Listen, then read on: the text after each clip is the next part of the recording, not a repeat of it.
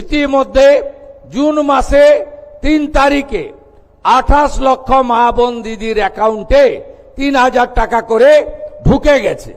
এখন অবধি 1,05,00,000 আমাদের মা বোন দিদি তারা এই অন্নপূর্ণা যোজনায় নাম নথিভুক্ত করেছেন। তাদের ভেরিফিকেশন কমপ্লিট করে আমরা পোর্টালে আপলোড করে দিয়েছি এবং এরা আগামী 1 জুলাই তারা এই জুন মাসের 3000 করে টাকা অ্যাকাউন্টেও পেয়ে যাবেন, ঢুকে যাবে। এতটুকু চিন্তা করবেন না। এখনো যারা বাকি আছেন জনকল্যাণ শিবিরে আপনারা ফর্ম ফিল আপ করুন, আধিকারিকরা সাহায্য করবে এবং আমরা প্রয়োজন হলে আমাদের বাড়ি বাড়ি গিয়ে সেই সহযোগিতা আপনাদেরকে করব। এর বাইরেও আগামী 22 তারিখে রাজ্য বাজেট আছে, সেখানে যুবকদের জন্য, সরকারি কর্মচারীদের জন্য, আমাদের শিক্ষিত চাকরি প্রার্থীদের জন্য আমাদের আরো অনেক কর্মসূচি, আমাদের অন্নপূর্ণা যোজনা। আপনারা জানেন যে কেন আমরা ফর্ম ছাপিয়ে ভেরিফিকেশন করে আমরা উপযুক্ত প্রাপকদেরকে চিহ্নিত করছি। কারণ বিগত সরকারের যে লক্ষ্মী ভান্ডার প্রকল্প, এই প্রকল্পে ব্যাপক দুর্নীতি হয়েছে। মুর্শিদাবাদ জেলার জঙ্গিপুর ব্লকে সেখানে প্রায় 4-4.5 হাজার পুরুষরা লক্ষ্মীর ভান্ডারের টাকা তুলে নিয়ে চলে গেছে। কৃষ্ণনগর 2 নম্বর ব্লকে নদিয়া জেলায় একটা অঞ্চলে 173 জন পুরুষ লক্ষ্মীর ভান্ডারের টাকা তুলেছে। আমাদের মঞ্চে ডিজিপি আছেন, তিনি তার পুলিশ সিআইডি তদন্ত করছে। একটা বড় র্যাকেট আমাদের মা বোন দিদিদের হকের অর্থ, সরকারি অর্থ লুট করেছে। তাই আমরা পরিচ্ছন্নতার সঙ্গে ফর্ম ফিল আপের মাধ্যমে আমরা আপনাদের দিতে চাই।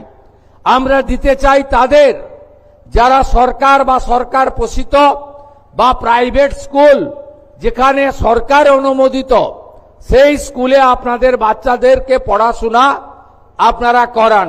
সেক্ষেত্রে বেসরকারি প্রাইভেট স্কুলেও আমরা দেব যারা কেন্দ্রীয় বা রাজ্য বোর্ডের অনুমোদন পেয়েছে।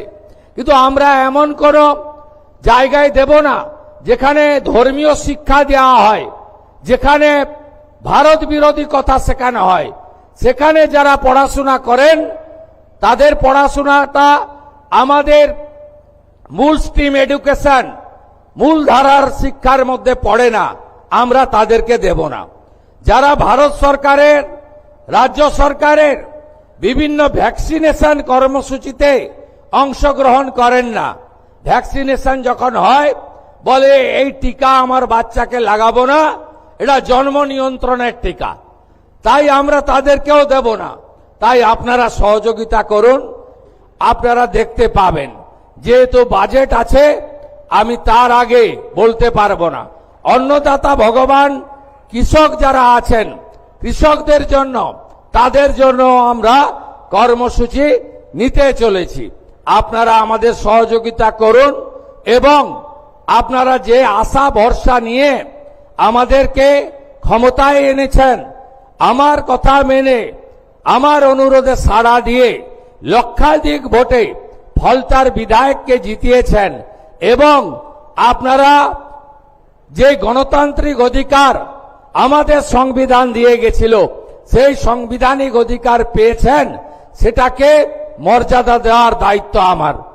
আমি এসে আগেই বলেছিলাম, মুখ্যমন্ত্রী হওয়ার পরে আমি রাজনৈতিক কর্মসূচিতে 2 বার ফলদায় এসেছি, আজকে সরকারি কর্মসূচিতে এসেছি।